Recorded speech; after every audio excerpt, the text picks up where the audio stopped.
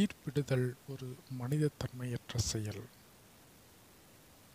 பொதுக்காலம் 12ஆம் வாரம், திங்கட்கிழமை, 22/6/2020. மத்தேயு அதிகாரம் 7, இறை திருவசனங்கள் 1 முதல் 5 முடிய. தீர்ப்பிடுதல் ஒரு மனிதத்தன்மையற்ற செயல். இதோ உங்கள் முன்னிலையில் ஒரு நிகழ்வுடன் நான் இதை விரிவாக சொல்ல இயல்கின்றேன். அது ஒரு துறவு மடம். அந்த துறவு மடத்தில் இருந்த வயதான துறவி ஒருவர் சாகும் தருவாயில் இருந்தார். ஆனாலும் கூட அவர்தான் சாகப் போகிறோமே என்ற கவலையே இல்லாமல் பாடிக்கொண்டும் சிரித்து கொண்டும் மிகவும் மகிழ்ச்சியாக இருந்தார்.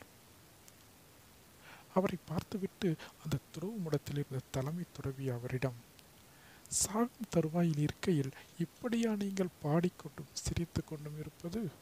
சாகப் போகிறோமே என்ற கொஞ்சம் கூட உங்களுக்கு கவலை இல்லையா என்று சற்று கோபத்தோடு கேட்டார். அதற்கு அந்த வயதான துறவி, நான் இளந்துறவியாக இருந்தபோது ஒரு நாள் கண்களை மூடிக்கொண்டு திருவிவிலியத்தின் எந்த இறைவார்த்தையில் என்னுடைய விரலை வைக்கின்றேனோ அந்த இறைவார்த்தை பகுதியை நான் என்னுடைய வாழ்நாள் முழுக்க கடைபிடிக்க வேண்டும் என்று முடிவு செய்தேன். அதன்படி நான் கண்களை மூடிக்கொண்டு திருவிவிலியத்தின் ஓரிடத்தில் என்னுடைய விரலை வைத்த பொழுது அந்த பகுதியில், வீரர் குற்றவாளிகள் என தீர்ப்பு அளிக்காதீர்கள், அப்போதுதான் நீங்கள் தீர்ப்புக்கு உள்ளாக மாட்டீர்கள் என்று இருந்தது. அன்று முடிவு செய்தேன், இனிமேல் யாரையும் தீர்ப்பிடக்கூடாது என்று. நான் முடிவெடுத்தது போன்றே இதுவரைக்கும் யாரையும் தீர்ப்பிடவில்லை. அதனால் கடவுளும் எனக்கு தீர்ப்பளிக்க மாட்டார்.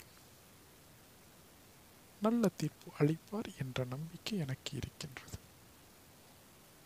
எனவேதான் நான் எந்த ஒரு கவலையும் இல்லாமல் இருக்கின்றேன் என்றார்.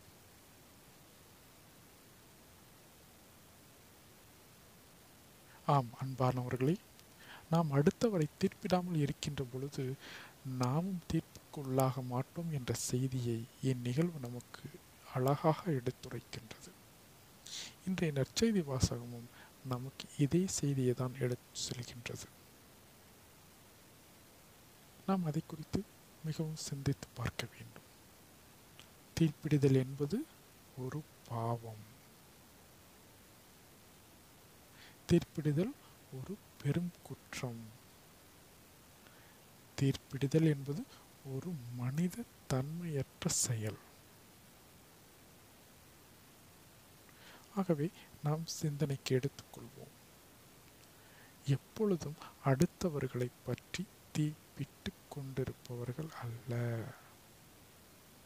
தங்களை பற்றி ஆய்வு செய்து அதை திரித்துக் கொள்பவர்களே மகிழ்ச்சியான மனிதர்கள் என்பது ஒரு முதுமொழி. ஆகையால் நாம் அடுத்தவர்களை பற்றி தீர்ப்பிட்டு கொண்டிருப்பதில் நேரத்தை செலவழிக்காமல் நம்மை திரித்துக் கொள்வதில் நேரத்தை செலவிட்டு கடவுளுக்கு உகந்த வழியில் நடப்போம். அதன் வழியாக இறையருளை நிறைவாக பெறுவோம். ஆமீன். தந்தை, மகன், தூய ஆவியின் பெயராலே ஆமீன்.